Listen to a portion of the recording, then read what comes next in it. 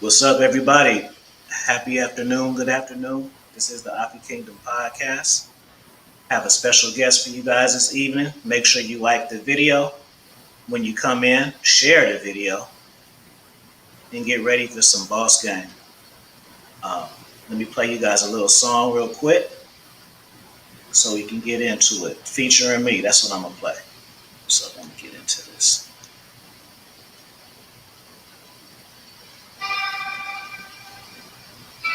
Talking about this converting money, and my brother Ken Jordan is definitely a boss. No, he's discovered the key to the game, man. Converting money. And then especially like doing this, like my phone be jumping the majority of the time. Like I barely even got time to even pull up and back it or whatever. But so I happened to meet one shorty, right? This show was crazy. She was adamant about asking me what I do. I said, you wouldn't even understand. Like it's recycling, but it's specific, Like I couldn't even really explain it to you in a way that you would get it. She just kept asking, like, what do you do? What do you do? I'm like, don't worry about it, baby. I buy converters. King George that new age business, so I'm keeping the bag. This converter money, baby, so I ain't trying to brag.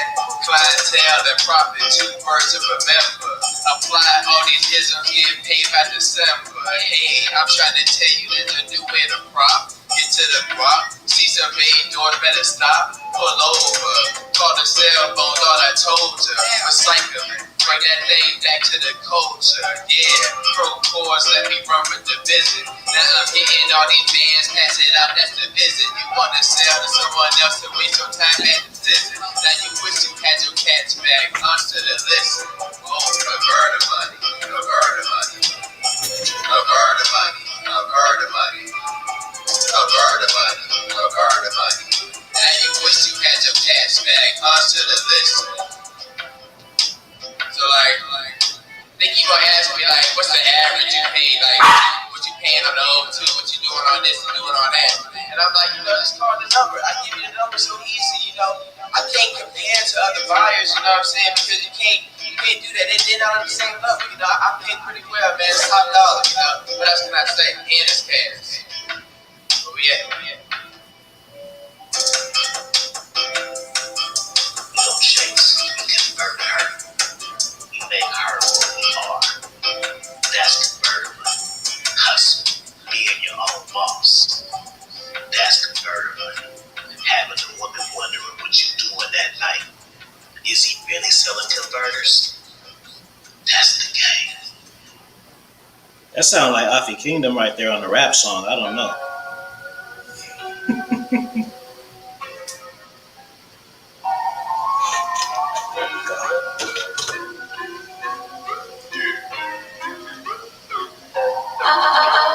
Tell me just where you stay. You can call my phone any day. I tell you what I'm gonna pay. Converters, I'm on the way. Now tell me just where you stay. You can call my phone any day. I tell you what I'm gonna pay. Converters, I'm on the way. That's things fine. That's why he called 6 times. They give him a price. If it's good to get all mine, I tell you, my friend, you go in. Let's begin. I'm gonna buy all your cash. Count to 10. Bands I spent. We all in. Somebody told me. The prices I want to see. From my phone, so I probably need to G. They pull up and he only got 3. And he only got 3. My man said he only got 3. You got a Honda slant, straight edge, and something for damn RV. Now tell me just where you stay. You can call my phone any day. I tell you what I'm okay. Converters, I'm on the way. Now tell me just where you stay. You can call my phone any day. I tell you what I'm okay. Yo. Press 1 if you can hear me real loud and clear. Let me know if y'all can hear me loud and clear. Press 1 in the chat. Let's have a little super chat party. Boom.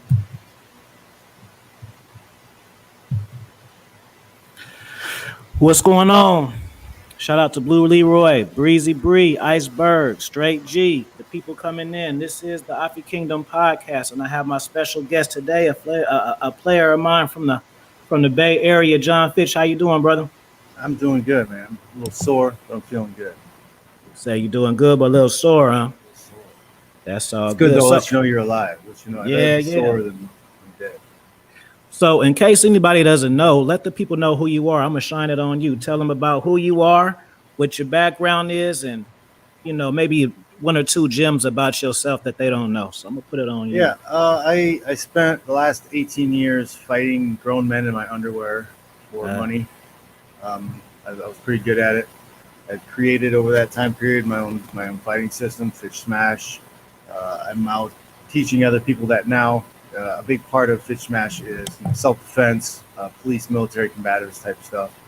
I really wanted to create something that was something practical for everybody to use.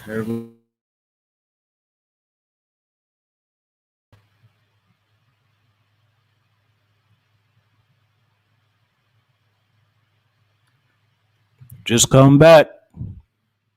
Shout out to AV for the super chat. Was that me? I don't know, but just go ahead. Okay. No, yeah. So I created Fitch Smash, but that's so everybody can know how to defend themselves, know how to fight, and you have no excuse in not to know how to fight today as a man. It's something that everybody needs to. It's better to be a warrior in the garden than to be a gardener at war. And there's violence around every corner. It's better to know what you're doing, and the physical shape that you get into, understanding how to fight, and the confidence that you get makes life just easier. But I've got into this kind of like men's self-improvement space because a few years ago I got divorced. I got zeroed out, and I've been putting the kind of the lessons and the stuff that I've learned, from the space and the people in the space to my life, and things have been going way better, and my happiness levels are way up, and things are just much better.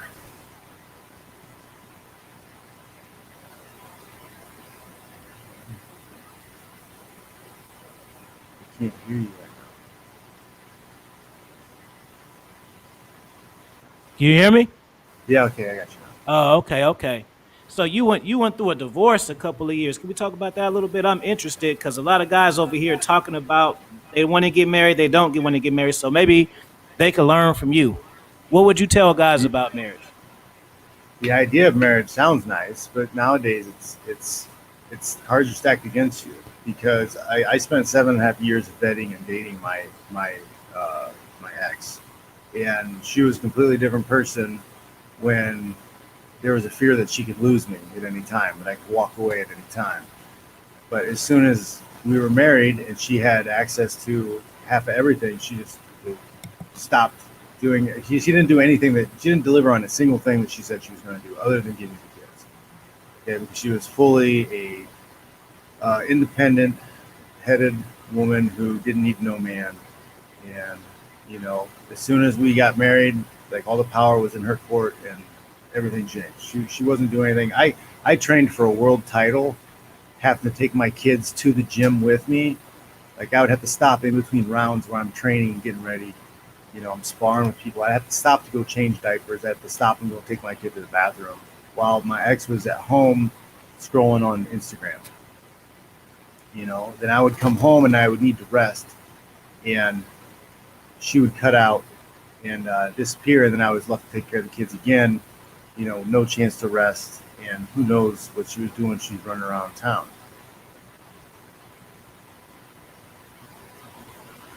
Mike's cut out again. I'm glad you brought it up because like a lot of people in the dating scene, they feel they think with their ego and they feel like that's just John. Yep. It can't happen to me. Yep. I thought But I it can was, happen. Yeah. Yeah, I thought I had figured it out. I thought I had found, a unicorn. Yeah, I was just sexually manipulated, emotionally manipulated, told all these things would happen once we got married, but as soon as we got married, nothing happened. Mm-hmm. So are you against getting married again? Would you never do that? I don't see the point of, well, like the older I get, the more anarchist I get also. So it's like I don't understand why the government needs to be in any of my business at all. Right. It's like, why should they know anything about my relationship? Why should I, if I want to get married in the spiritual sense, have a spiritual connection and wedding, then fine. But you got to take precautions against just living with somebody. You got to have a domestic agreement on that level. It's a risk. It's a major risk. And Right. I have children now too, so like somebody else takes me for half of my stuff, like that's my kids' inheritance. It's my kids' money for the future. Mm-hmm. Like everything I've worked for to build myself up is just going to get taken away from me. And like they don't have to put anything into it to equal that relationship out. It's just if you make more, you're the one who's going to lose it. Right, right. Shout out to Red Pill Mike. Red Pill Mike get a wrench automatically because he's a long term supporter. Shout out to the War Report for the super chat. Let me see if you guys got a question, man. Make the color shine. You got to hit that super chat if you got a questions. I'm asking all the questions. He said, I always admire John Fitch, the fighter. Now I get to learn about the man. So let me hear about your journey into mixed martial arts. Were you bullied first? You just was always a tough fucking guy and you wanted to master it? Like, what was your vibe? Yeah, I was just a tough dude who always held up and revered tough people. You know, like the movies I watched, the cartoons I watched, it was always the fighters, the toughest guys, guys who would withstand incredible odds and things against them. I got into wrestling at 9 years old and was hooked immediately. You know, I love playing football. I just battle. I was just drawn to battle and fighting with people. I didn't get into fighting stuff until end of college because, you know, the opportunity kind of arose. I had an assistant college coach, Tom Erickson, who was fighting in Japan, and he had fought some other places. And, you know, I got to meet some people like Mark Coleman and other guys, old-time guys, and you know, it seemed like fun, and they were telling stories about traveling all over the world and, you know, crazy stories with hookers and gangsters and mafia people. And like, it was just sounding like way cooler stuff. And I got a degree in education. I was going to be a teacher. And it just seemed way cooler to go and travel the world and do this type of stuff than it did to just go off and be a teacher. And, you know, I came out of college without any student loan debt. So I had some time to go and explore and try fighting out and see what was up. And, you know, started fighting and got hooked, and yeah, it blew up in 2005. I'd already been fighting for a couple of years. You know, we were fighting for hundreds of dollars at the time before, you know, people started taking notice.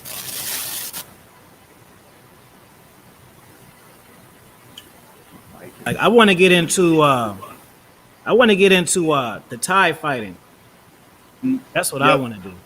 I spent in 2008. I went to Thailand for a month and just immersed myself in the culture and the fighting. And you know, that was all I was doing every day, twice a day, working out, hitting pads, and working with people. It was amazing, man. It was an amazing experience.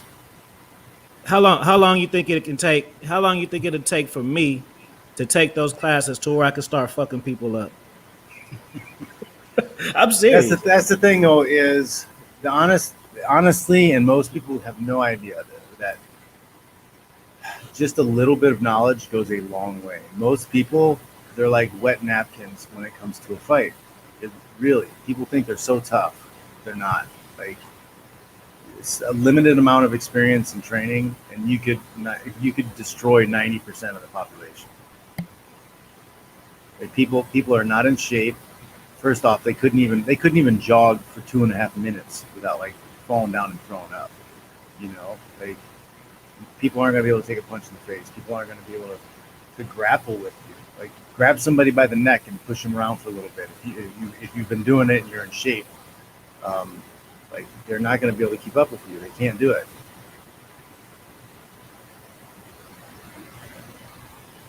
It's your Mikey Guinness. Your mic cut out again.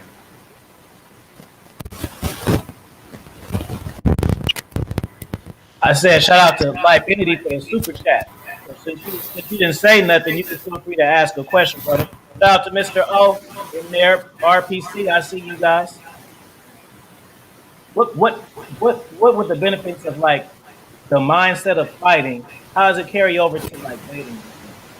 You know, it's I mean, fighting carries over into everything. Like, when you're, especially, you know, if you have access to jiu-jitsu or sparring, and I suggest you train things that you're able to spar, because getting put into tough situations, same thing for like lifting weights on a lower level, but like putting yourself into a adversarial position, putting yourself into a hard spot, putting yourself at a deficit, making yourself overcome something on a daily basis. Most people never have to face adversity. Most people never really deal with much hardship in their life until something big comes along. So if you can place yourself in a situation where you're constantly getting choked or pushed around, or your head getting snapped down, or punched in the face, you're going to level up. Like when you get a flat tire, who cares? You're not getting punched in the face. You didn't get choked. You're not getting armbarred. So like there's a lot of benefit to putting yourself in those hard positions and making yourself fight and push through them. And with dating, you're going to have a lot of things not go your way in dating, and being able to just push it aside and keep going. If I'm in a fight and I'm worried about every single punch I take, like I'm never going to get anything off offensively. I'm never going to get to where I want to be. It's like, oh man, I can't believe I got hit. I can't believe I got hit again. You have to just walk past it. It's just like whatever. Like stuff's going to happen, and you need to keep your mind focused on what you're trying to attack and just get after it. Okay. Iceberg, what did you ask? Iceberg always has good questions. I already know it's good. Boom. He says, when learning how to fight, which combat sport did you think is most important? Cultivate, striking, wrestling, or breeding jiu-jitsu? Well, I mean,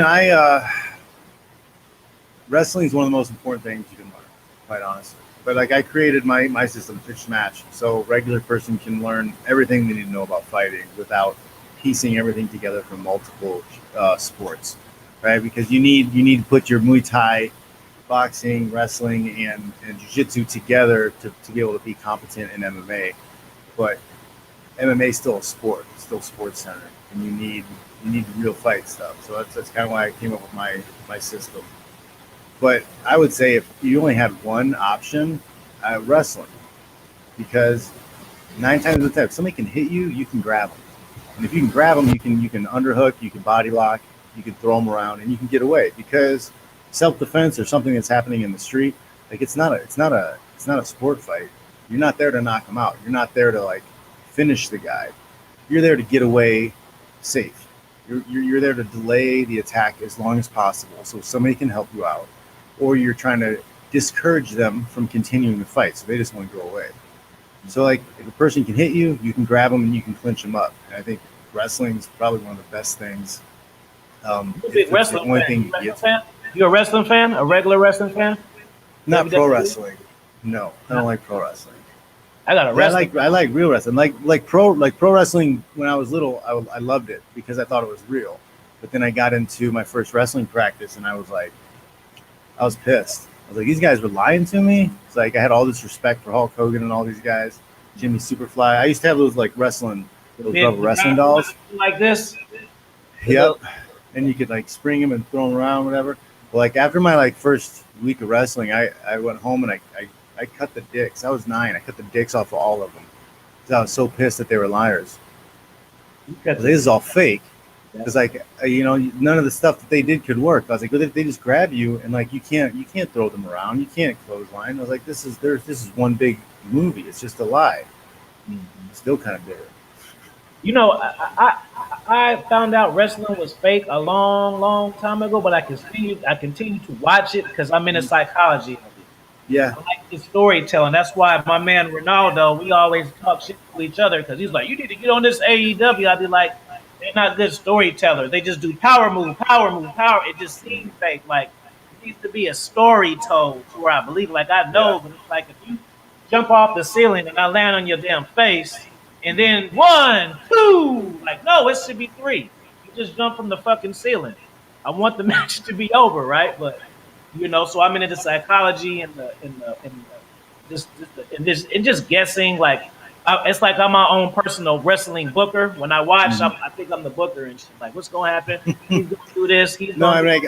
I can see the fun in it, and people are allowed to have fun. But just me as a kid, like I had put so much into like I'm the toughest, I'm the strongest, I want to be the baddest, and I want to win. I've always been very competitive. Like even playing with my kids, they're 7 and 9. We're playing pool, And like I'm telling them, like, hey, play right. Like we're playing to win. Okay, you're playing to beat me. We're not goofing around. It's not just fun to hit the balls. It's like it's more fun when you're like competitive. You're playing it competitively. I just have more fun that way. How'd you feel after your first knock? How'd you feel after your first knockout? The first time you knocked somebody out. Man, I fought in Minnesota in this small show called Ultimate Wrestling, I think. Brad Kohler is an ex-UFC fighter. Brad Kohler had this done on, and I fought once that night, and I submitted the guy in the first round with a standing guillotine choke, and then before I could get my gloves off in the back, this is before like commissions were involved or anybody was looking over anything. So like before I even got to the back. It wasn't the back. It was a softball field. We were outside. But I got back to like where we were dressing up and getting ready. And the promoter back floor came running over to me and offered me $100 to fight another time that night. And sure enough, I fought one more time. It was a one punch knockout, and it felt good. But it's one of those things like when you punch somebody once and they get knocked out that clean, you kind of forget about everything that's going on. I also think I fell and I hit him again on the ground when he was already out, and I broke my thumb. So like I didn't even get to enjoy the one punch knockout because I broke my thumb. Somebody asked me to ask you. I don't know if okay, Jack Swagger. What's his UFC name? I guess he was a Jack Swagger was a WWE wrestler, and then damn, I wish He's it in was Bellator now, I think, right? right. Yeah. What you know about him? Is he legit? He wrestled at what was it? I want to say Oklahoma State. He wrestled at like a legit high level wrestling university. He knows how to actually wrestle, and it'll be interesting to see how he develops over time. But like he could be very legit. Yeah, he's a big guy, but like even him, they don't book him right. That's Well, what that's the state we have in MMA today, is because the promoters have so much power and they already have the revenue streams locked in. They don't really promote. They put all of the pressure on the athletes to promote themselves. It's like you have to train, you have to fight, and you have to promote yourself. Like to get into certain organizations, you have to have so many followers on social media. Okay, Dana White said it himself when Paulo Costa was like, "Hey, they need to pay me more to fight these fights." Dana White was like, "Oh, well, he was talking about the Jake Paul stuff, the Paul brothers." He's like, "Oh, well, if Paulo Costa wants to fight more, he should have been more famous. He should have started a YouTube channel when he was 13." And it's like, this is coming from the promoter's mouth. Like you're supposed to be the guy pushing your athletes. You're supposed to be the guy that makes sure everybody knows who he is. If people don't know who your fighter is, that's your fault. You're a shitty promoter. what you think about Conor McGregor and his whole fiasco, this new thing. I seen this guy, Mr. Organic, and maybe you can touch on this because it was a good point that I had never thought about. Now I don't know if it was an excuse. You can tell me, but basically what he said was the two reasons why he's at the place where he is because for one, he's too rich, he's not hungry, and for two, he said that when you go up in weight classes, your knockout power decreases. So you don't have the same weight to go on top over there. They said that that's what happened to Roy Jones too. What you think about that? Would you think that's accurate or no? I mean, when you're hitting bigger guys, sometimes they can be harder to knock out. I think, yeah, there is some accuracy to that. But also, man, like everything in MMA, I have to take with a grain of salt because it's not conducted as an actual sport. It's conducted as a promotion. Its business model is the same as pro wrestling. Okay, they have made up rankings. Their belts themselves. The UFC lawyer told a congressman that the UFC belt isn't a world title; that it's just an award we bestow on the best fighter that night. So, like, they know themselves that they don't run it as a sport. It's like a television show. They cast roles, so it's hard to really judge how good some guys are because those guys may just have accepted a shittier contract, so the promoter uses them more because they pay them less, or they're more yes men and they take everything that the promoter tells them to do and they just say yes sir, and they get set up with good fights. Like styles make the fight. So if they know that a certain guy is going to probably beat somebody else, they'll set those fights up. They'll push a guy who's not that good to fight somebody to get their guy to win. And who knows if Conor's even that good? He did step up and he won big when he fought Jose Aldo and won the 45-pound title. And then when he stepped up and fought Evi Alvarez at 155 and beat him, like those two things I can't take away from him. Like he stepped up and he performed on those nights. But the rest of his fights, I mean, he fought guys who were on short notice situations. He fought, I mean, Nate Diaz is not in my opinion, I don't think he's a top 20 guy. I think there's 20 guys that beat Nate Diaz, on any given night. But they threw him in there like he's, one of the best in the world. Well, they had two fights that were Diaz won one, and then it was really close, and some people think Diaz won their second fight. So, and then you have the Cowboys Cerrone fight. Like, that's a very questionable outing. It was a very questionable outing to say the least. Cerrone's talking about retiring. He gets an extra bonus to fight again, and then he loses, very unspectacularly. I see. Iceberg has another question. He's my best question guy. He's the only one I ask the questions for free because he's like 100 for 100. He's never asked a bad question or nothing repetitive or anything. So he asked, "What are your 5 greatest mixed martial arts of all time and why?" Oh man, so you got to go with the top guys who have been winning for a long time and fighting top competition. GSP is probably pound for pound the best. Khabib is right up there.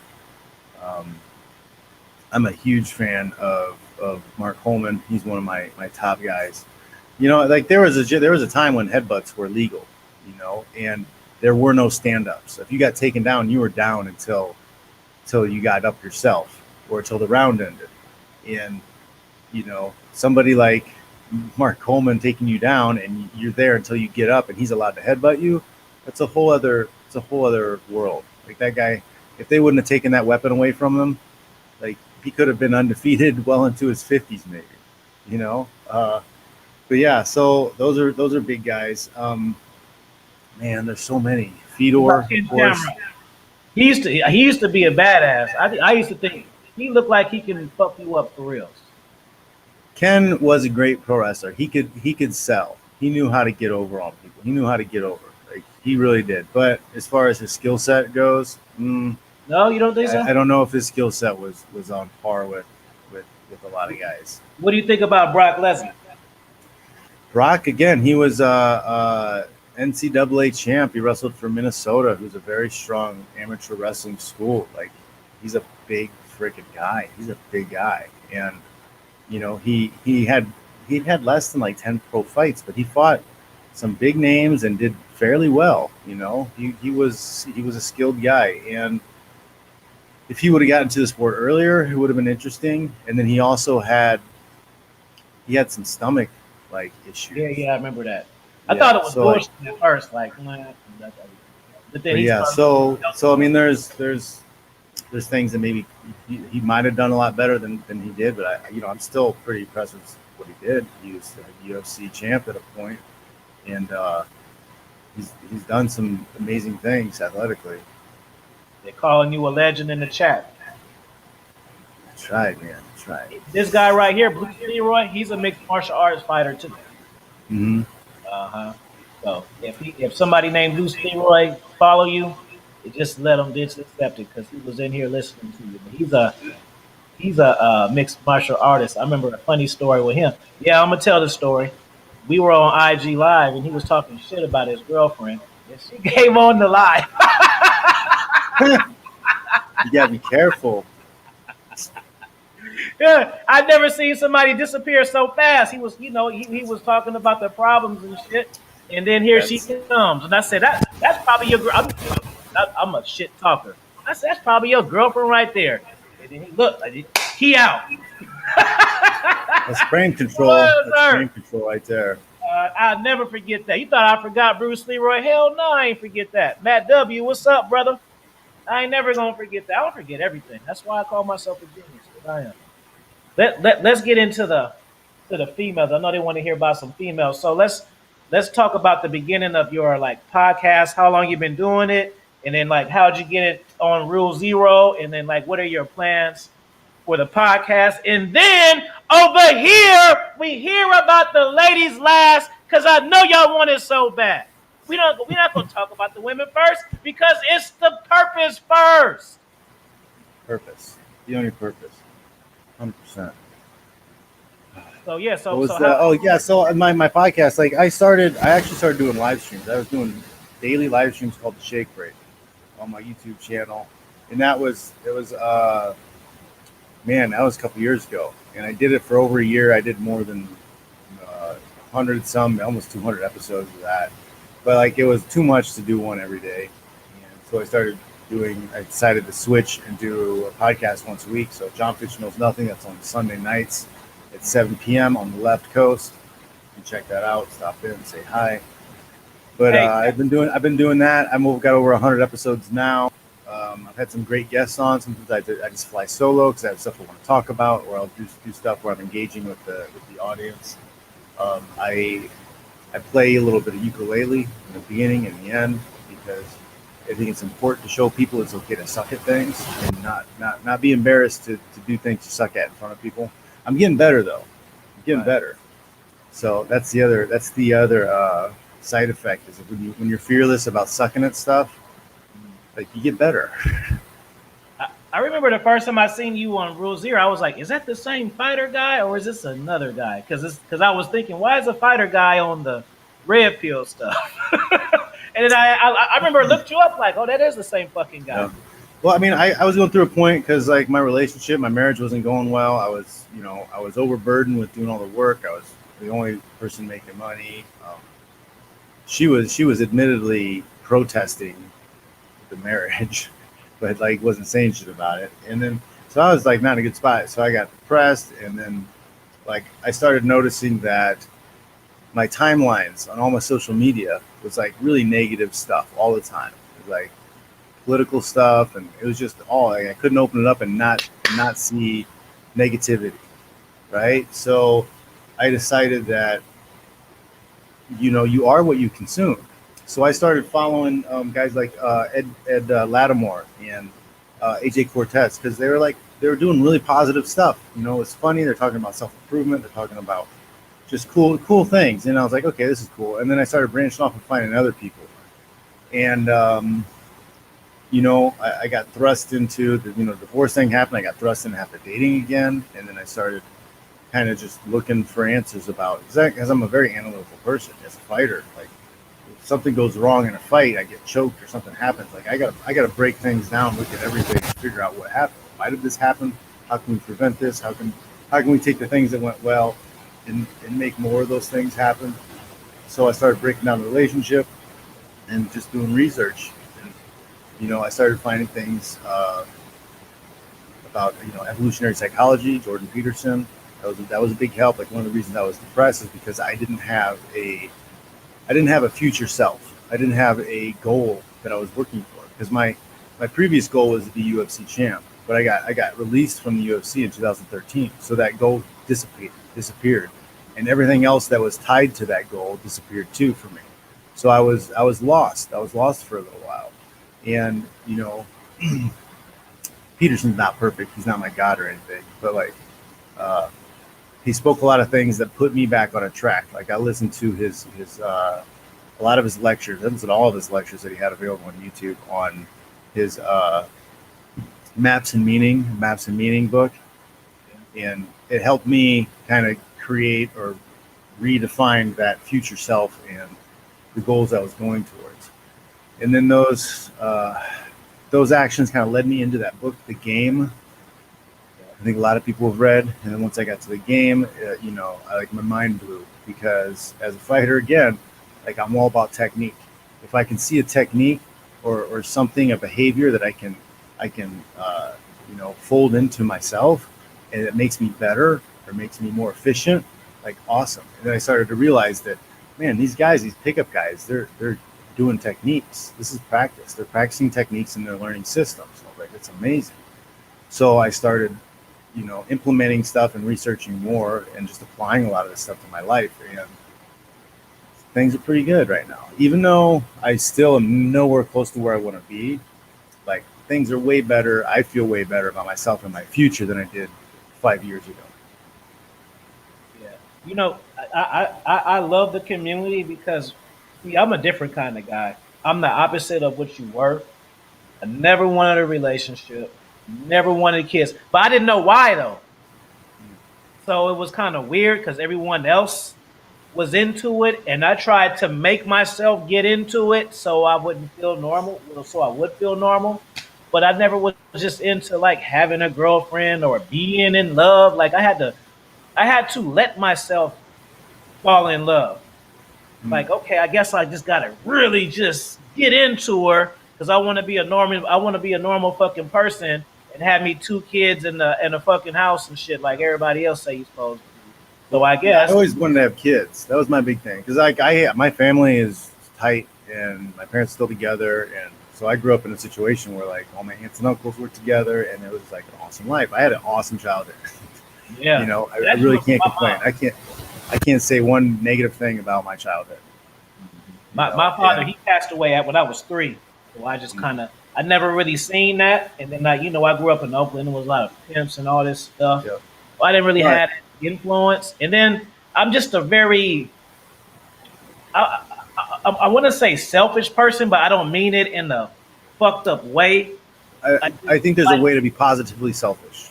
okay, That's thank you. yes, You just up my positively game. selfish. Now I ain't selfish no more. I'm positively selfish. Positively selfish. Because if you look at first, second, third order effects of your selfishness, that's how you determine whether or not you're being positively or negatively selfish, right? If I make a choice, it's better for me than the person I'm dating, but I make more money, my kids have a better life, all this other stuff gets better, like third, fourth order effects, whatever, all better for everybody around me, except for that one person. Then I'm not really being selfish. I'm doing what I need to do. Like when I was training for fights, okay, like I had to cut off a lot of, I didn't cut them off, but like I wasn't able to like be there all the time for different parties and different events and talking on the phone, and I had to move 2,000 miles away from my home and family and people, and you could look at that as like, oh, you're selfish, you abandoned everybody. It's like, I mean, like there was no other way for me to chase a dream and to be who I am today if I didn't make those decisions. And now, the first order, second order, third order effects are all positive because I made those choices. Real quick, moderators, do me a favor. I need you to go to John Fitch's Instagram, copy and paste, post the link in here, and I need you to post his YouTube channel in here too. Appreciate that dearly. You got to go in there and spam it because I don't want afterwards put in the comments, hey, where's the link at? Even though you can just see the name and type the name. I want to make it easy for y'all to subscribe. And once you guys subscribe to him, you put a fire. No, don't put a fire sign because I'm gonna think you talk about my Fireboss game, and we're not talking about my Fireboss game. Put a fist. When you go over there, when the links are in there, you go subscribe to him and put some fists to let me know you do it. I see John, because I'm red pill, but I got fine Haitian broads in my chat. That's why y'all hate me. What's up, Billy? I seen a question about GSP too. Let me go to that. Selfful. Ooh, I like that. I like that word. I'm selfful. I'm Uh-huh. not selfish. I'm selfful. Ooh, So Straight G says GSP said he doesn't believe in strength and conditioning. What's your take on that? I think that, man, there's a meme that I had somewhere where it's like, all these guys are talking about, I don't need strength and conditioning to be good at my sport. And then the other 3 guys that do strength and conditioning are kicking the shit out of the guy who doesn't do that. I think it's important, but it depends a lot on where you're at because weight class sports, like GSP, I think was naturally built to fight at that weight, if he at that weight. He didn't need to like beef up or get stronger to do a lot of stuff. It just depends, guys who do it right and guys who do it wrong. I came up with my own lifting system because was too hard in the beginning to lift like a football player or like a bodybuilder, the way that most of us learn how to lift and do the workouts, because we had 3-4 workouts a day.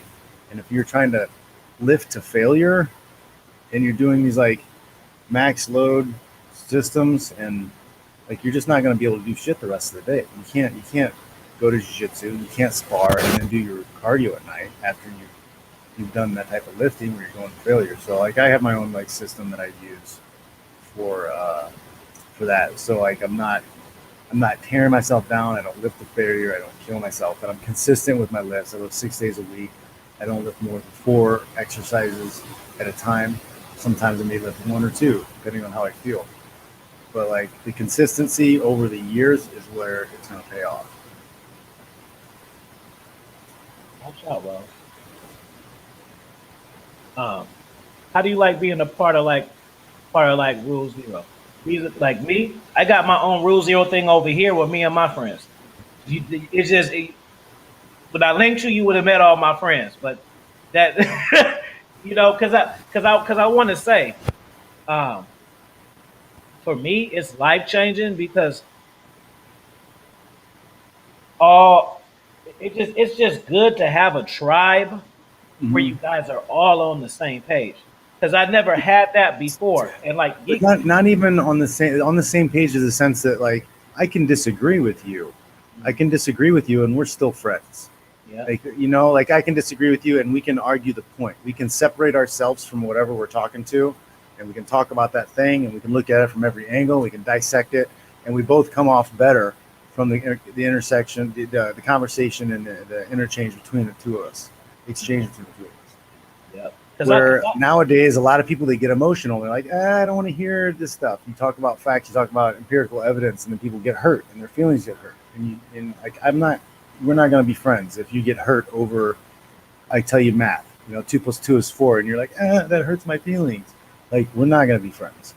So that's what I love about the Rule Zero situation is these guys, like, they're fact-based. They want to talk about, I talk about a lot of theories, but they're things that can be backed up or researched or looked at. And if you disagree with them, I can question them or push back on something they're saying at any time. And, like I'll either present my not my truth, but my evidence, my evidence over my truth is what, that should be a t-shirt. I love guys in the know. Like I've talked to everybody over there. Rich, yeah. I've talked to Rich, talked to Paul, MLD a million times. Everybody except for Ryan. He's the only one that I have never had a conversation with. Everybody else, either I've been on the panel with or I've had on my channel, except for Ryan Stone. So tell Ryan Stone, Out the Kingdom said, "What's up?" Okay. Cappy's a lot of fun too. He's everybody's grumpy uncle. Yeah. But he's an economist, so he's probably the most informed out of everybody because he looks at the actual super raw data. He's looking at the real numbers. He's like the Matrix, just looking at the ones and zeros. Right. So like he's probably the most informed out of everybody.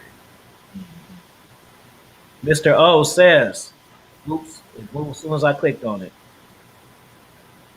you gotta have a level of selfishness to be selfless. That's facts. That's facts, brother. Because it's like it goes back to that. Have you read the book No More Mr. Nice Guy? I don't know that one.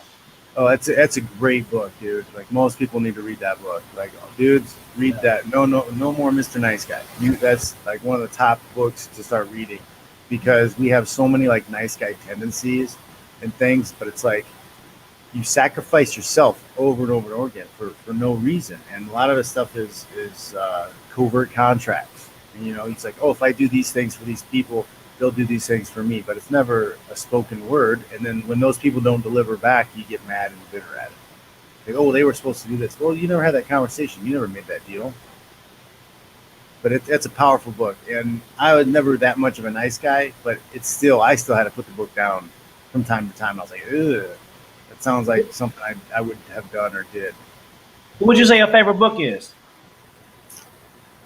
My favorite book of all time was Zen and the Art of Motorcycle Maintenance. Are you a biker? Motorcycle. No. It's like a philosophy book. Like the backdrop is this motorcycle ride, but like the guy had like a mental breakdown, and there's two stories in one, and his college professor went crazy because one day this girl, one of his workers, whatever coworkers said, you know, hey, I hope you're doing quality work today, or hope you're doing quality work. So he like had a mental breakdown because he's like, what is quality? What does quality mean? So he like went through this whole cycle, studying all the religions, traveling the world, doing all this crazy stuff, and they ended up having to like put him through electrotherapy to get him to act normal. I see a good question right here. What's the hardest submission you had to learn in jiu-jitsu? Hardest submission. Well, like I can't do any of that rubber guard stuff because my legs just pop. Like I don't have that flexibility. So like there's some things that I just haven't. I don't think I'd ever be able to do certain things. I just want to learn the Thai shit because I want to spinning back some of that. That's my goal. I'm a fan of spinning back fist. Muay Thai as you know, if you can't find, you know, other types of self defense, Muay Thai is pretty good because they have really strong clinch game, really strong clinch game. So like they'll get chest to chest and grab your head, throw knees, throw you to the ground. They have foot sweeps and takedowns too. So like I'm pretty, you know, positive towards like Muay Thai as a form of self defense. I just want to feel what it's like to do a 360 and hit somebody in the face after the 360 with my hand. I want to see the, you know, with the twerk. I want to feel the twerk. Like if you spin around, have you not? You need to look up. You need to look up some. You need to look up some videos of the spinning back elbows.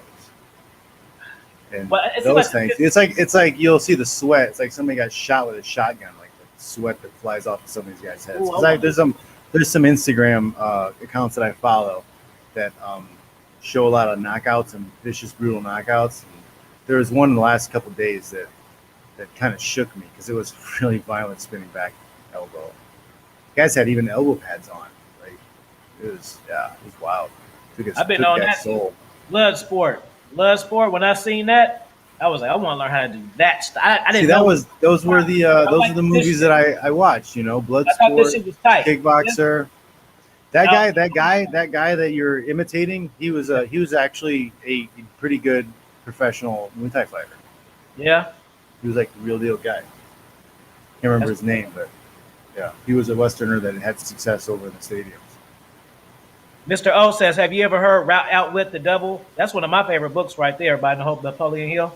That's one of my favorites. I have not read that one. That my first book, this one, is like the combination between Outwit the Devil. I'm Outwit the Devil, and my first book is Pimp, Iceberg Slim. So I'm reading that right now. Yeah, that's the first. I'm 2 chapters into it, and it's kind of like emotionally heavy because like. Yeah. I got kids. I got kids right now, right? And some of the stuff that he was going through at that young age is like my kid's age. And I'm just like, damn, that's like people sometimes do not understand the hefty weight of their actions on their children. He said he loved doing heel kicks. Here go another question. I've heard you should never kick leg in a street fight. Is that bullshit? Well, most people don't know how to throw a leg kick correctly. So a lot of people will just stand in front of you, throw the leg kick, and you're sitting duck to get, you know, punched or elbowed in the face. And my opinion on street fighting, even if you did awesome and you knocked the guy out, like now you're facing possible charges. You know, you might get sued. So like, you don't win street fights unless you dissolve it into nonviolence and people walk away. You know, like there's no winning. It's I choked the shit out of the guy. He's unconscious now. No, now you're facing probably jail time. And if you have any kind of money or any kind of life that you've built, they're going to sue you. They're coming after you. And you think in this day and age that you're going to get a jury that's sympathetic to you? Probably not. Like, it's really not worth it, man. If you really want to get out there and fight people, get a gym, like take some amateur fights, do some smokers, do some hard sparring. But like, if you're trying to fight people in the street, you're gonna frick your life up. You're gonna screw your life up really bad. I had a friend in college, right? I had already moved away to California, and he was a bouncer at a bar. And this guy started stuff at the bar, and they got him outside, and the guy attacked him. He hit him, right? Complete self-defense, 100% justified.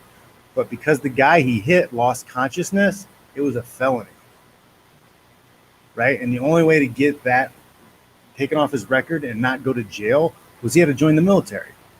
And the military helped get that taken off of his record so he could go and become a trained killer.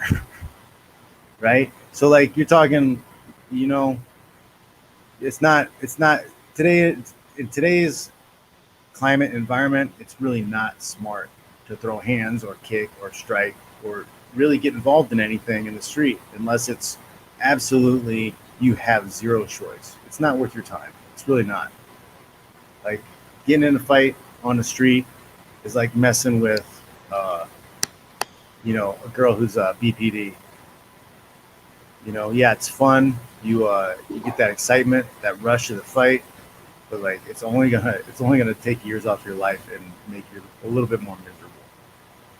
Hey, Mr. O, I see you in the chat. Do you have conversations with the mind, bro? And the reason why I'm asking you, because you said Conversation with the Mind is the best book of all time, which is patterned after this, and Out with the Devil and Conversation with the Mind equals this. I got part 2 coming this month. Y'all better be ready for Conversations to the Dark Side. I'm going to give you the language to this book. Let's get on to the women. What's your situation with the women? Are you a main side piece guy, a rotation guy? What's your style? Well, I mean, you've got to have rotation because you got to search for what you want. Like, you know, it's like you got to find out what fits, what doesn't fit, what works, what doesn't work. And if you're not dating a few girls at once, you're gonna miss out. I'm glad you said that real quick too, because I be telling guys, and I think guys get the wrong idea about it. I be telling guys, you shouldn't be dating one-on-one. And they kind of get pissed off of me about that. Like, no, bro, because it's like, what, you just meet one fucking person and then that shit goes on for 8 months, don't work. It's like, hell no, why would you do that? And the reason why I tell them that is not to be a player like me. You don't have to be a player like me, but you got to understand. John, could you tell these guys, we're in rotations too. People's ego's not in check. That's 100%. And then, you're in rotations. And that's it. These girls have been doing this since they were 13. Okay, all the guy friends, all the orbiters, everybody around them. Those are all potential dates, husbands, baby daddies. Like every single one of them. Okay, they get time, energy, resources from all of these guys. You have to be doing the same thing. There's nothing wrong with it. I'm not even saying, oh, I'm just going out and having sex with all of them. But like, if you're not dating multiple women, you don't know what's out there. And if you're gonna commit all your time to one girl who's not right for you, like you're wasting a lot of time. You're wasting a lot of energy because now you're trying to take a square peg and you're trying to force it into a round hole. Well, it's like, nope, this one doesn't fit. Next, I got another one. Okay, this one fits better. Let's see how it goes. No, it's not fitting. Next, and you just keep doing that until you find a pretty good one. So I've been doing this for about 3 years, and I found one that's pretty good, but like she hasn't like gotten to the point where I'm gonna stop seeing if she's still the best. You know, like she still has work to do.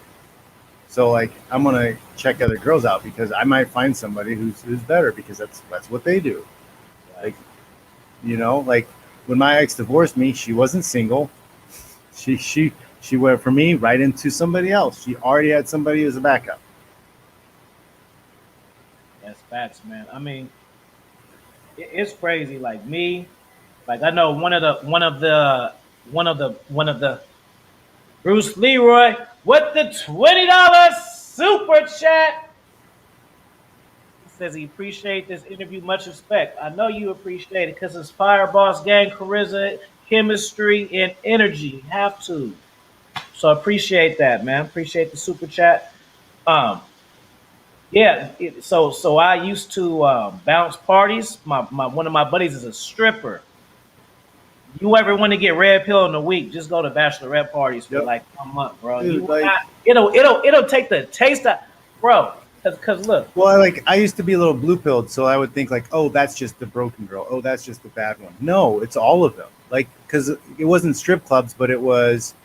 I'm hanging out with high profile fighters, and every once in a while there's somebody, a little more high profile. So you'd see women with their husbands come to like signings, right? The guy's getting pictures, the girl gets pictures, and then at nighttime you're at the club, you see the wife and the husband's not there. She put him to bed and she went out because she knew where the fighters were going to be. part 2. I want to hear John Fitch fighter horror stories the next time. We just gonna kick with all the fuckery stories the next time. So I mean, it's like, Open up. I don't want to try to squeeze it in, but we got to touch on that hypergamy shit for sure. You down for that? yeah, Because I know you know some shit. Yeah.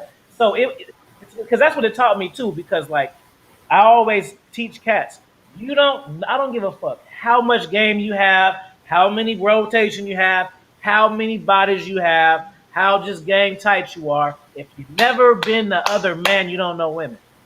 Yep. So you have to see them in action when you're not. If you haven't had a woman come over to your place and like forget that she didn't take her ring off, like you don't know anything about women. You don't know shit, bro. I'm telling you, man. Like it'll just fuck you. Yeah. So it's like me. I thought I had an idea of what promiscuous women look like, vibe wise, and just how they are. But when I start going to the parties, I'll be like, what the fuck? These are some old white ladies wanting to get their titties sucked on and shit. What the hell is this? And then, oh, wait a minute. We got like an Asian party, a Middle Eastern. What the hell? I thought they were like the cool one. You see all kinds, all shapes. They start off cool. Once the alcohol get flowing and they get on that, the shit where they're saying shit and they clapping, it's over now. Your girl, yeah, she's going to get touched and all of this shit. Matter of fact, shout out to AV. We're trying to get, I don't know if you've seen it. I'm going to send it to your DM after this. But there's this guy, and he massages these bras, right? With the oil and all this stuff. Where's my phone at? It's like he gets super sexual with them, bro. But then when you go to his Twitter, he be fucking with them and shit, bro. Regular girls. And then you got to think they paying them too. Yep. Bro. It's just obnoxious. Like he'll be... Damn, I'm wondering if I pull it up, will I get flagged? I don't know. It's just obnoxious, bro. So I'm gonna just send you one link. The link that I send you is just the link to him. It's not just for that particular thing, and just go through it. Like it'd be like, what the fuck, bro? You know. So it's like your wife and shit. It's I'm going to Hawaii, and oh yeah, me and the girls getting massages, and it's just that fucking shit, bro. It's bachelorette party in Vegas or bachelor party in Miami, or we're going here. Puerto Rico for a few days. I can't trust it, bro. And it's hard, bro, because it's like from the outside, people will look at you as like we're bitter. It's not bitter. No, we just know it's just knowledge. Like you understand. Like when you have a girl who really is there for you and into you and isn't interested in anybody else, she doesn't want to do that shit. She won't ever ask. She won't ever ask to have a girls' night. She won't ask to go to Miami with her girlfriends. It won't happen. And if she does want to go, she'll ask you to come along. Hey, I've got into major fights about that because like it's because people are their ego invested in their fantasy. It's just not how things work. Sorry. And then the reason why the girls get off the hook is because y'all let the female shame you. You be going somewhere with your friend. John, it's different for us. Like dudes can get, and I'm not trying to like be on team bros, but you know it. We can go out and admire chicks and be like, and just be chilling with the boy. It's different from women because women be feeling like it's hard. It's my opportunity. Dudes not like that. Because that's why they got the term bros over hoes. Because like we're just chilling. Like we be like, damn, she got a fat ass right there. But then we're still kind of chilling. See, women are like, go ahead, girl, do it, girl. Well, because like if I'm going out with my guy friends, like we're there for each other's attention and spend time with each other. But like the girls, they're out there to be seen. They want to be seen by a group of people. Because I used to bounce too. I used to work at bars, man. Oh, like we would have girls in groups come into the bar, and if they weren't getting attention from the guys there, like this place sucks. Let's go. every time. See, now I gotta write that one down because I didn't And, know. and it wouldn't even be, you know, and it's not even like they're a high value man or whatever. Like they were just attention. They just needed somebody to pay attention to them. You put all the shoes in a circle on the dance floor and they dance around, whatever. If they're on a bunch of guys like looking at them and trying to dance with them and trying to buy them drinks, like they're bored. They want to leave. That's it. But I never really say that again because I need to. I'm like an autistic kid. I need to hear it again so I can put it in because you know there's things that you know, but you don't know how to interpret them right, and that's exactly what it is. It's because when men go, because I can't wait to get challenged now. When somebody challenge, I can't wait till a female say, "Well, you guys do it." Now I gotta Like fucking me and my guy friends, we go out. We try to find dive bars and places that there's nobody at. Like we're like secret meetups. You know, we come in the back door. You know, like we don't need to talk to anybody. We don't need anything. We'll have one server come over and deal with us. But like that's just like my experience as a bar back and as a bouncer. No, that was not the case. Like you could have a bunch of guys in the bar, but if they're not paying attention to that group of girls, they get mad and they leave. This place sucks. You guys in the chat, that's fireballs. Don't let me forget that. So the difference is for real, because I get challenged on this shit all the time, and I know how I feel, but I never really had the direct answer, just other than I know what the fuck I'm talking about. That's usually the end. I know what the fuck I'm talking about. Leave me alone. I know this shit. But no, guys' nights out. When guys go out, they're there for each other's attention. Right. When girls go out, they're trying to seek attention from other people. Women go out to be seen. Yeah, bro, because they be like, you ever think about that? Like it'll be a group of like 5 girls, and they'll just go out and hang out with themselves in the fucking circle. What the fuck you get dressed and all of this shit for? Just to stand around and dance with each other? See, dudes be chilling. Like, look at these girls. Look at it. We're gonna be looking at that shit. Like, look at those girls over there dancing with them. So, like, and on top of that, if I'm going out to like pull and meet women, I go out by myself, or maybe I have one wing. Like, because like you're gonna get a lot more traction. You're gonna get around more, not dragging a bunch of people with you. Like, I'd rather be solo. I'd go to the bar with myself if I wanted to meet somebody. I'm not going out with a group of guys to meet girls. I'm just really I'm really excited about that. That's like a what you just said, what you just casually said it, it's almost like a principle. It's a red because it's true. Like that's we can cook it up in many different ways, but that's pretty much what it is. Guys go out to hang and women go out to be seen. That's the whole fucking shit. In one sentence. Because like we want to sit down. I want to sit down and be able to bitch about the stuff I want to bitch about, and like talk about the things that I need to talk about. And that's like for guys straight up. It's like a little bit of our like therapy session. You can be like, man, these motherfuckers at work. This guy did this shit. This person took this from me. Sharing some ideas. I got a new business idea. I met this new guy that we might be able to do this thing with. Like that's what those nights out are about. It's not. Oh my God, look how these girls are looking at us. You know what it is? And then you can tell the guy. Well, there are guys that might go out there and get a table. Younger ones usually though. That's what I was gonna say. Girls they see it's like when the guys are younger, the young guys are out chasing booty and shit, and then they don't realize that guys actually grow out of that stage, and they still look at it because you start learning what attracts them. You start learning, you start learning what brings them in, and chasing girls around doesn't bring them in. Like you got to set yourself up to be the prize that they come to chase. That's real talk. You need to lift yourself up to a position where girls put themselves in a position where like you almost can't approach them.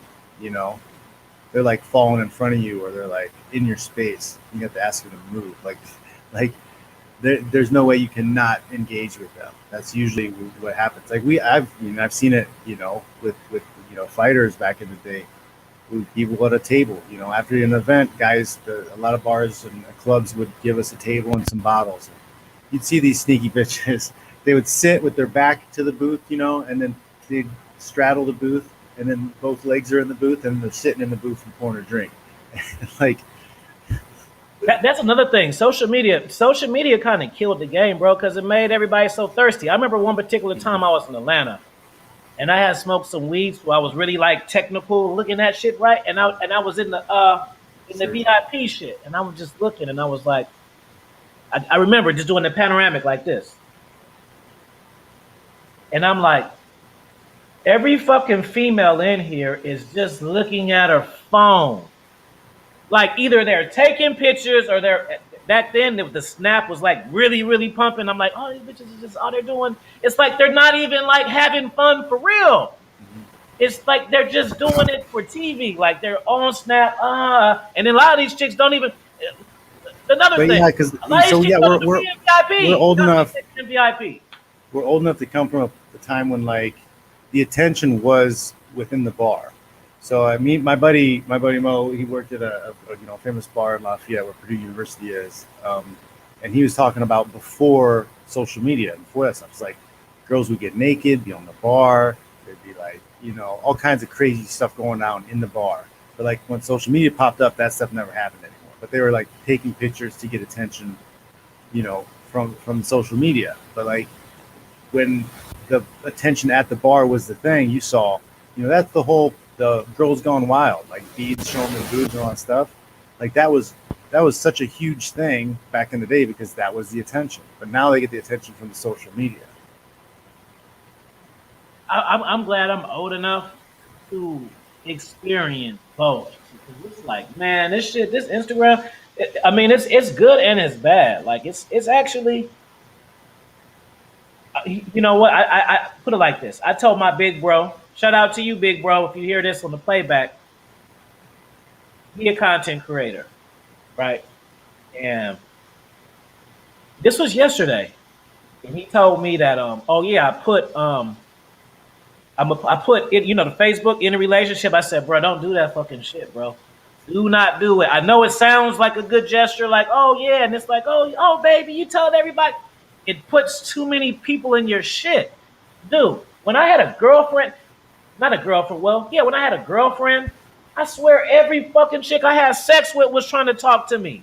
Not even like every girl I dealt with, just chicks I just one night standed them. Hey, you.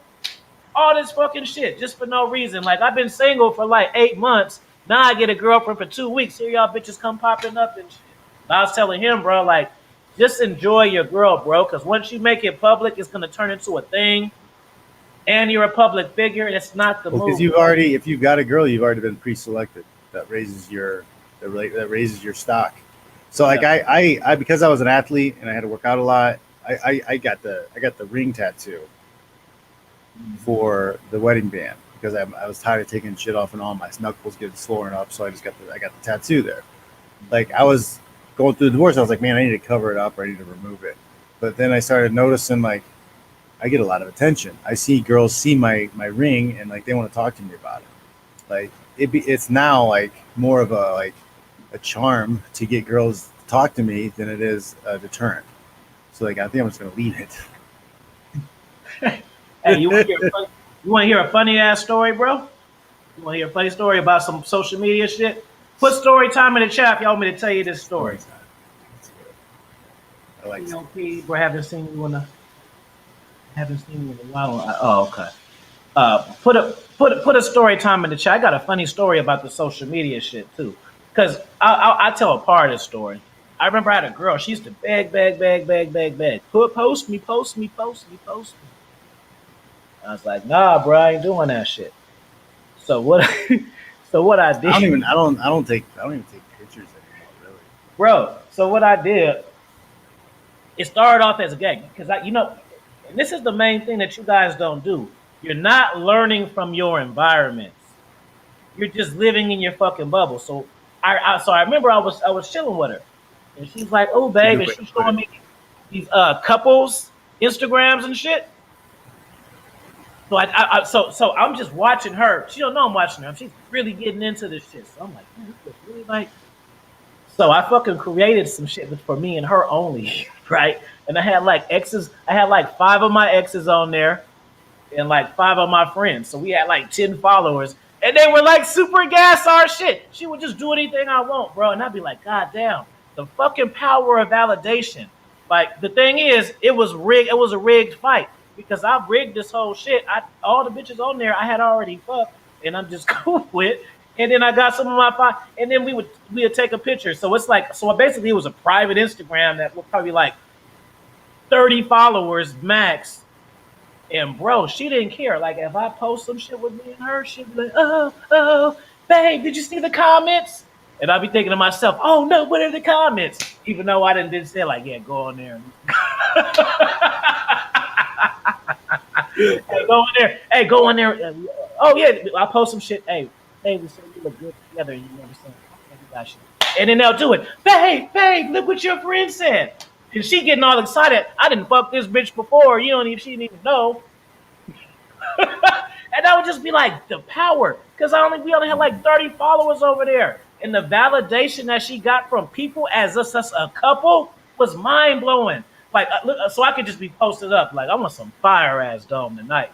That mean head. Fire dome. Post some shit. I'm gonna post the fucking meme and shit, and then I'm gonna give the fire bars caption too all night.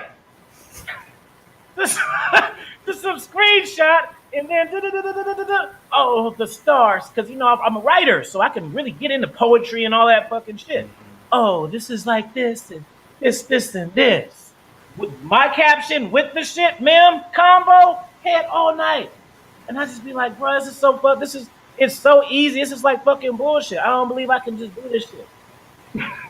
It's like my words to her meant a little bit, but when everyone else, now it's everything, bro. And I'll be like, man, hell no, bro. That's some funky shit. That the power of people validating us made her do everything. You know what I'm saying? But we can have a talk and shit. That's why it's really important for guys to be their own self-validation. Mm-hmm. That's the key. I can tell her, you need to validate yourself. You need to validate yourself, guys. Like, don't take validation from other people. Don't care what other people think. Yeah, I can tell set your goals, set your systems, and you achieve. Validate yourself. It's like, this is what I want to do to have the things I want. Get it, and then you're like, yes, I did it. Pat yourself on the back. Get really good at patting yourself on the back. Yeah, it would trip me out, bro. And it was almost like comedy, because it's like, just because the thing is, they didn't even know the power they had, because I'm the one dealing with her. So they would do this shit. Then she would, bro, she would be excited, bro, off of the comments, bro. And I would be like, I'm not talking about like, oh yeah, I'm talking about like I'm just chilling. Hey, like I'm upstairs. Come look at the comments. And I'd be like, I don't believe. It's like it worked so good it annoyed me. Yeah. Like I was almost, you feel me? I was like almost turned on. Like, damn, bro, I'm turned off the fact that you're so turned on by that. Make sense? Like it just kind of like turned me off. Like, you're like a fucking child or something. Because the second somebody else figures out how to deliver at a higher level, like she's going to next. She's going to next shit. Right. So it just tripped me out, man. Let me see these quick comments real quick. What's up, Kane the God? Have you ever changed your bitch name as your guy friend's name on your? Oh, okay. First off, why even if I'm gonna date you for 9 months to a year before you even get a name in my phone. Hey. Y'all know on the thing. My rule is, but the thing about the rule is it's not a, I remember I told the girl, she said, you should have told me that. Why the fuck I'm gonna tell you that? So you can act good? Like for me, dating, a woman don't count to 1 year, bro. And sometimes they don't make it. But I was telling her, what the fuck I'm gonna do? Tell you, oh, I'm not gonna take you serious until we got a year under our belt. So what so you can act fucking perfect for that? No, I'm not gonna tell you I'm testing you. I gotta sit back and watch your ass. Fuck you think I am, an idiot? I'm gonna just say, hey, you know what, babe? Until 1 year. And bring it back to our earlier conversation. That's why I'm not really into the marriage thing, because a lot of the girls will think that's the finish line. And then as soon as they cross that finish line, their efforts are over. Facts, bro. They're gonna put on a lot of weight. They're gonna change their attitude, even if they're doing a lot of stuff awesome before. Like they cross that finish line, they stop cooking food. They stop, cleaning up stuff. It's not being nice. The sex isn't there quite anymore. It's not the same level as it used to be. Yeah. So it's like, It's like a probation, it's a probation, but it's a secret one. Like, but then for the ladies in the chat, you need that 365 first, baby, and then we start counting. Because I know that you have to go up. You got to go through shit with people. Why the fuck would I give you a title in my exclusiveness if we ain't been through shit? How the fuck does that sound? Because I like you when you like me. Let's be together. Hell no. I don't know how you pay bills. I don't know how you handle adversity. yep. I don't know Like, how you know, you. and you definitely, if you don't know how much, if you don't know what her finances are like, if you don't know what her spending habits are, and you don't know what kind of debt she has, like, be careful, man. Be really careful. I ain't gonna do it. Yeah, Iceberg got it right. Catch them. If you can't let them know, they'll change. Like, yeah, that's basically saying if you tell a woman, hey, I don't take women seriously until after a year, well, then they're gonna fucking perform for the first fucking year, dumbass. And you're giving them permission to do it. That's just like me telling John, hey John, if you come on my show every fucking day in 365, I'm gonna give you $100,000. Well, of course you're gonna come to my show every fucking day. Rather than you just come to my show every fucking day, and I'll be like, you know what? Here go 100,000. Why the fuck you give me that? I had it for you in case you see the difference. Yep. You know. Mystery. So it's the whole thing. What's up, real man? You came in late, bro. You came in late. That's one thing I don't like about YouTube, bro. When you take your little breaks, they fuck your notification shit up. You cannot take no stops, bro, because they'll shadow ban your ass, man. It's real. But I ain't gonna keep you all day, man.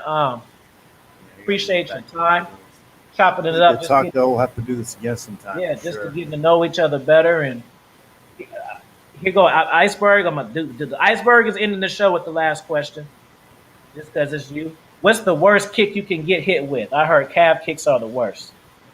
Head kick. Get your brain scrambled and your head split open, or you're getting kicked right in the neck.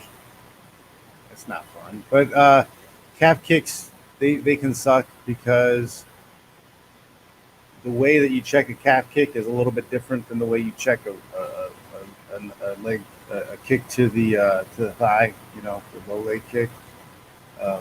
So like you got to do things a little bit differently. So what happens most times when guys start to try to check the calf kick and they pick the leg up, the leg gets swept out, and you take damage and you get thrown off balance. So the calf kick, a well performed calf kick can be a game changer.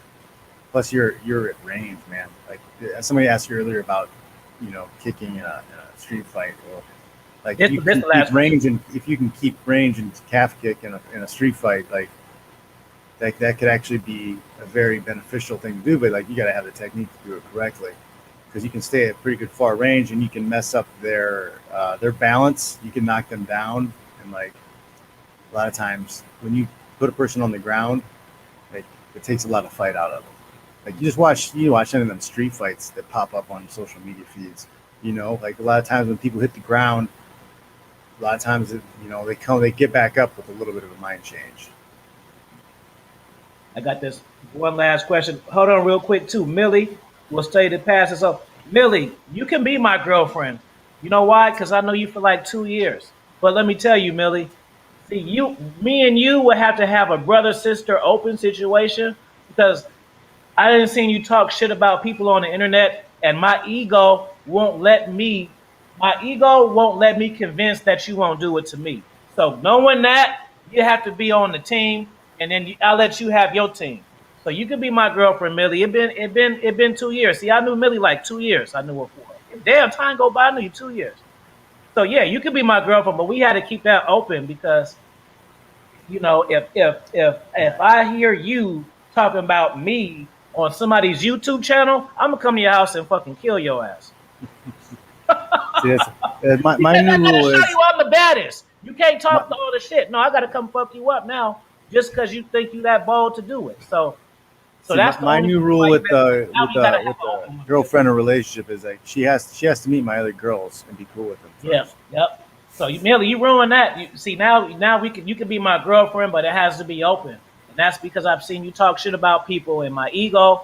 You'll talk about shit about me too if I pissed you off. So my ego was in check. So that you did that. That ain't my fault. You the one did it.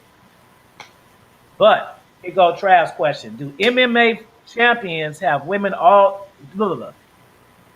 Do women I mean, do yeah. I MMA mean, you're champions talking have about somebody who's high profile, who's on TV, who gets talked about on ESPN, stuff like that. Yeah, you're there's a lot of attention on you. There's a lot of eyes on you. So yeah, you're going to be higher value to a lot of people, and they report income a lot of times on those fights. Like people will see how much money you made, right? So yeah, like you become way more valuable and way more sought after. But you're right. Most of them do not know game. I did not know game. I did not understand this, and I was very blue pilled. And the majority of not just MMA fighters, but people in general are very blue pilled.